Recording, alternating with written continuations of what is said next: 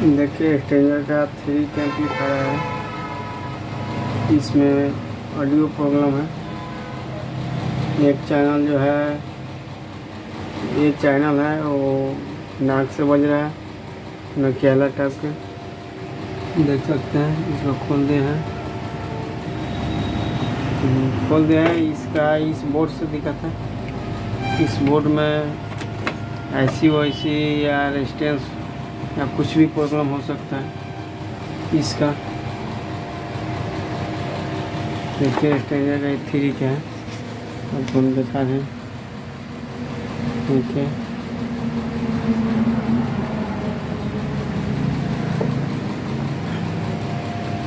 इसको रिपेयरिंग करके हम आपको दिखाते हैं। स्टेंजर 3 का है, साउंड प्रॉब्लम है इसका। और इसका ऑडियो